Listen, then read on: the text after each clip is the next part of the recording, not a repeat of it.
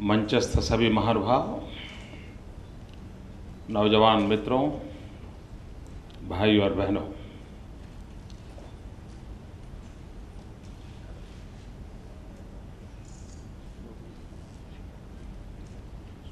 Renewable energy के क्षेत्र में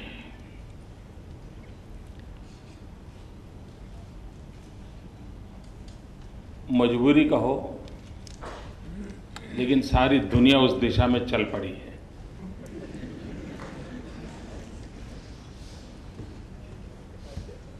सब कुछ बर्बाद करते करते थक गए, तो लोगों को लगता है कि शायद यही एक सहारा है जो हमें बचा सके। ये बात सही है कि हमारे देश की संस्कृति और परंपरा वो प्रकृति के साथ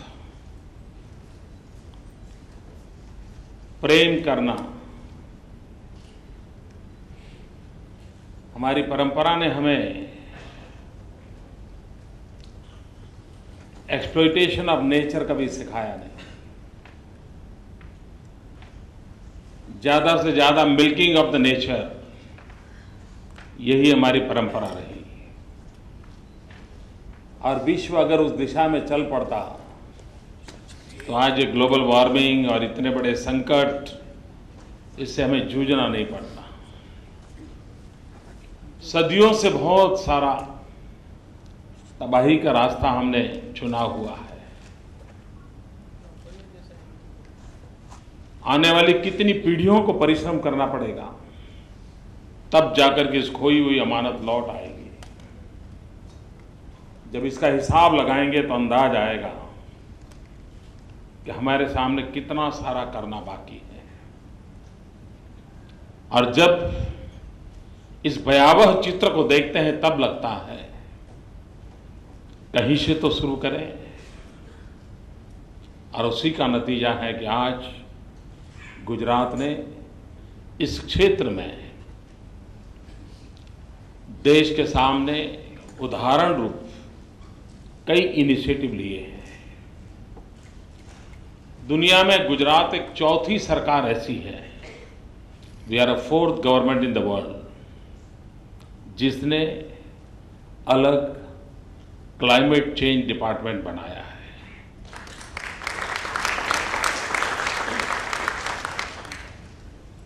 और ये इसलिए किया है कि हम हर चीज को उस तराजू से नाप तोल करके ही आगे बढ़ना चाहते हैं। हम विकास के उस मॉडल को लेकर आगे बढ़ना चाहते हैं। हमारे देश में गुजरात पहला राज्य था जिसने सोलार पॉलिसी लेकर के सोलार एनर्जी के सेक्टर में कदम रखे। और गुजरात की सोलार पॉलिसी आने के बाद करीब 9 महीने के बाद भारत सरकार की सोलार पॉलिसी आई थी। आज भी पूरे देश में सोलार एनर्जी के क्षेत्र में एक प्रकार से गुजरात ने ग्लोबल कैपिटल की पोजीशन एक्वायर कर ली है। We are global capital as far as solar energy is concern. सर्वाधिक शायद ये मार्च तक हम 500 मेगावाट क्रॉस कर जाएंगे। अब ये अपने आप में दुनिया के लिए भी अजूबा होने वाला है कि हम किस प्रकार से चीजों को आगे बढ़ा रहे हैं। गुजरात एनर्जी में सरप्लस स्टेट है। अब फारूक साहब कह रहे थे कि 20,000 मेगावाट सोलर एनर्जी के सेक्टर में आने वाले दिनों में जाना है। मैं उनसे प्रार्थना करता हूं कि देश में कहीं और आपका काम अटक जाए तो यहां देख लेना, कर देंगे।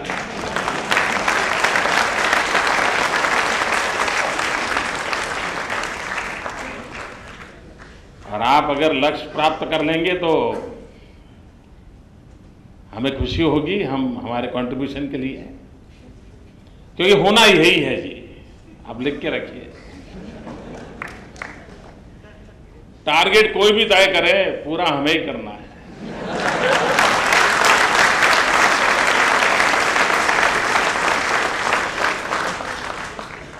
देखिए, भारत सरकार ने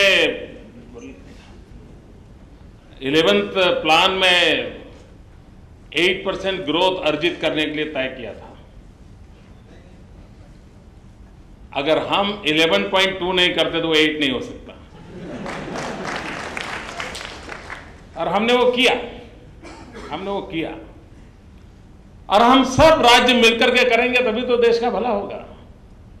और गुजरात वो अपने दायित्व को निभा रहा है। लेकिन इस क्षेत्र में बहुत रिसर्च की आवश्यकता है, बहुत इनोवेशंस की आवश्यकता है।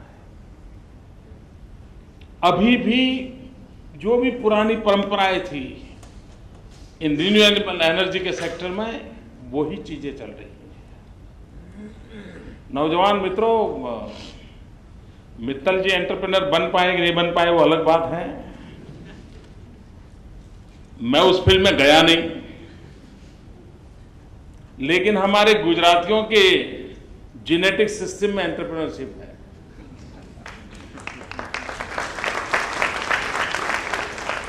और इसलिए हम लोगों को अंदाज आता है, अगर हम उस फील्ड में हो या ना हो, हम लोगों को सुगंध आने लगती है कैसा होगा। मित्रों, पिछली शताब्दी उसमें आईटी ने बहुत मेजर रोल प्ले किया। इकोनॉमी का ड्राइविंग फोर्स आईटी बन गई, और करीब करीब अभी भी उसका प्रभाव हमें देखता है।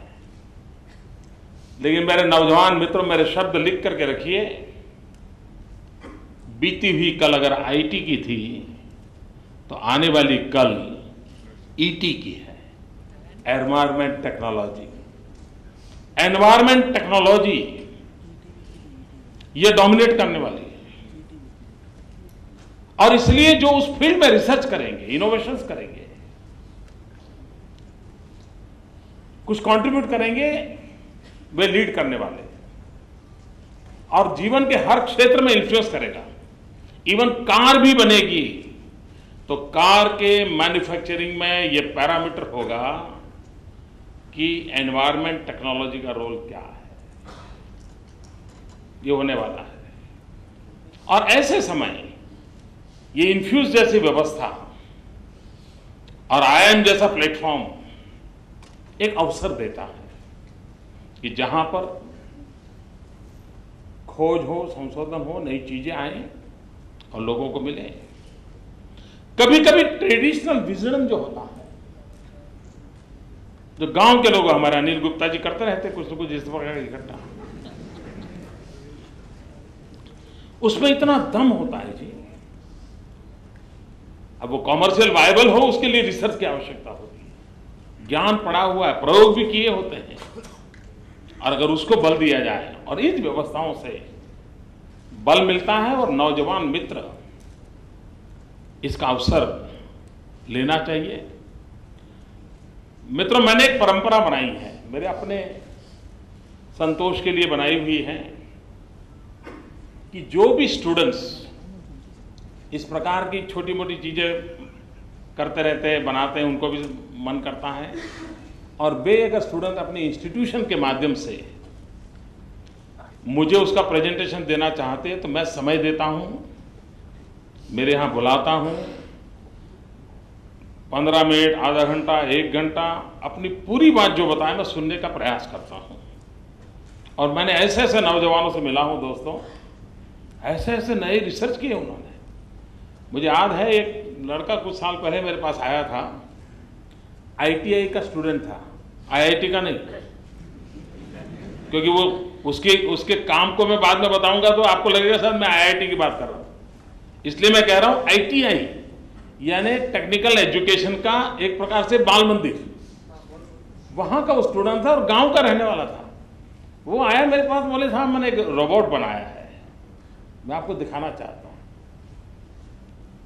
उसकी चिट्ठी आई थी, मैंने उसको बुलाया। उसने साहब एक छोटा सा रोबोट बनाया था, वो अगर किसी ने टेररिस्टों ने रास्ते पर अगर कहीं छोटे छोटे एक्सप्लोजिव रखे हैं तो रोबोट खोजता था, निकालता था और डिस्पोज करता था। अब बताइए कितनी बड़ी सेवा थी वो। मैंने उसको डिफेंस मिनिस्ट्री के पास भेजा। मैंने कहा देखो भाई, इसको कुछ प्रमोट करना चाहिए, इस नौजवान ने मेहनत की है। मैं कोई टेक्नोलॉजी को जानने वाला इंसान नहीं हूं, लेकिन हमें उसको प्रमोट करना चाहिए। मित्रों, हमारे देश में ये टैलेंट पड़ी है, उन्हें इस प्रकार की व्यवस्थाओं की आवश्यकता है और मैं मानता हूं कि आज के इस प्रयास के कारण उसका लाभ मिलेगा। गुजरात हमारे देश में एक पहला स्टेट ऐसा है जिसने इनोवेशन कमीशन बनाया है और हम इस इनोवेशन कमीशन के माध्यम से इस प्रकार से जो नौजवान रिसर्च करते हैं, कुछ नए प्रयोग करते हैं, एक ही चीज को नए ढंग से करते हैं और उसको अगर हमें फुल प्रूफ लगता है तो सरकार उसको एडॉप्ट करेगी, रिप्लिका के लिए व्यवस्थाएं देगी और उसको हम कानूनी व्यवस्था जरूरत पड़ी तो वो भी देंगे। तो उस दिशा में एक अच्छा काम हम लोगों ने किया है। आने वाले दिनों में एक काम हम गुजरात में करना चाहते हैं और वो मेनली डेडिकेटेड टू यूथ है। हम एक वर्ल्ड क्लास इंक्यूबेशन सेंटर खड़ा करना चाहते हैं और मैंने श्रीमान नारायण मूर्ति को आग्रह किया था कि आप आइए और इस काम को देखिए। उन्होंने मुझे कहा है कि मेरी समय की कठिनाई है लेकिन ये मुझे जरूर पसंद आएगा ये काम। उन्होंने सारी डिटेल मांगी है, मैं उनको भेज रहा हूं। एक वर्ल्ड क्लास इंक्यूबेशन सेंटर हम यहां पर खड़ा करना चाहते हैं और जो भी नौजवान इस प्रकार से प्रयोग करेंगे उनको वहां अवसर मिलेगा। कॉमर्शियली अपनी चीजों को कैसे वायबल बनाना, मार्केट में कैसे ले जाना, तो उसको एक नया बल मिलेगा और वो भी एनर्जी में, रिन्यूएबल एनर्जी के सेक्टर में हम करते हैं तो हम आने वाली पीढ़ियों तक उनकी सेवा करने वाले हैं। मित्रों, इन दिनों मेरे मन में एक ऐसे विचार चलते हैं, मैं नौजवान मित्रों के सामने रखना चाहता हूं। अगर कभी कभी मुझे लगता है कि जहां पावर स्टेशन है वहां से गांव तक बिजली ले जाने में जो इंफ्रास्ट्रक्चर का खर्चा होता है, मेंटेनेंस का खर्चा होता है, और मान लीजिए उसी गांव में सोलार पावर प्लांट डाल दिया उस गांव की रिक्वायरमेंट के लिए, तो एक हिसाब लगाना चाहिए कि कौन सा कम खर्चे वाला है। मेरा अहमदाबादी माइंड कहता है वो गांव में सोलर प्लांट सस्ते में हो जाएगा। इतना इंफ्रास्ट्रक्चर लगा दें, इतनी जमीन ले लें, इतने तार लगाएं और फिर बिजली वहां जाए और फिर गांव को बिजली मिले। कुछ चीजें ऐसी हैं जो हम इंटीग्रेटेड रूप में कर सकते हैं। हमारे यहां, मैं गुजरात की अगर बात करूं, हवा में काफी मॉइस्चर है और आज टेक्नोलॉजी अवेलेबल है कि हम विंड एनर्जी की ऐसी व्यवस्था खड़ी कर सकते हैं कि जो विंड एनर्जी से बिजली भी पैदा हो और मॉइस्चर को निकाल करके वो पानी भी दे। आज उस प्रकार के इनोवेशन हो चुके हैं।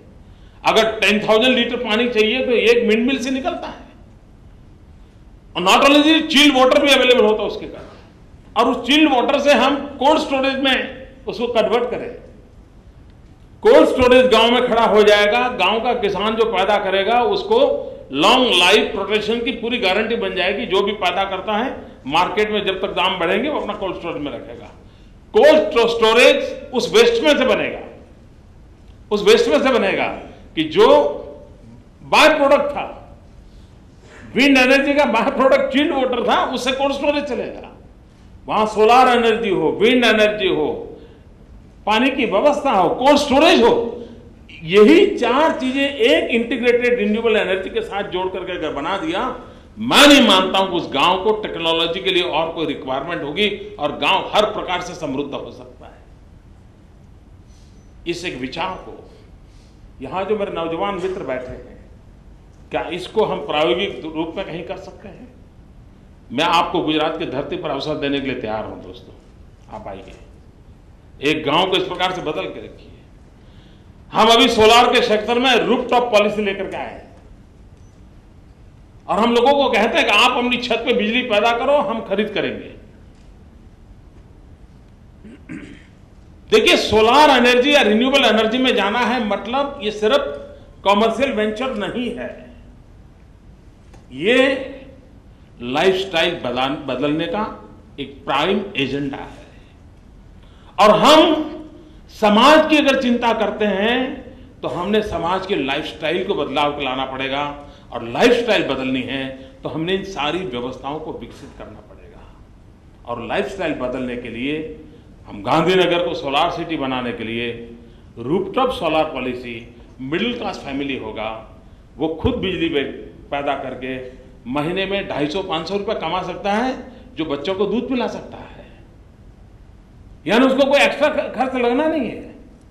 हम एक व्यापक तौर पर इसको काम किया जा सकता है। अभी एक काम मेरे मन में एक विचार आया, मैंने कुछ लोगों को बुलाया था, उनको मैंने एक रिसर्च का काम दिया था, और करीब करीब वो काम अब पूरा हुआ है, और आने वाले दिनों में शायद हम उसको धरती पर आप नजर करोगे। मित्रों, सोलार एनर्जी की जब बात आती है तो जमीन की समस्या सामने आती है कि इतनी सारी जमीन कहां से लाएंगे, और जमीन इतनी महंगी है, उस महंगी जमीन के ऊपर सोलार पावर प्लांट लगेगा तो क्या होगा। मित्रों, हमने एक योजना की है हमारे गुजरात में, ये जो नर्मदा कैनाल है, काफी बड़ा कैनाल नेटवर्क है। टोटल यानी खेत तक जो कैनाल जाएगी, खेत में पानी वो सब मैं अगर टोटल लगाऊं तो गुजरात में ये कैनाल नेटवर्क करीब 1 लाख किलोमीटर होगा।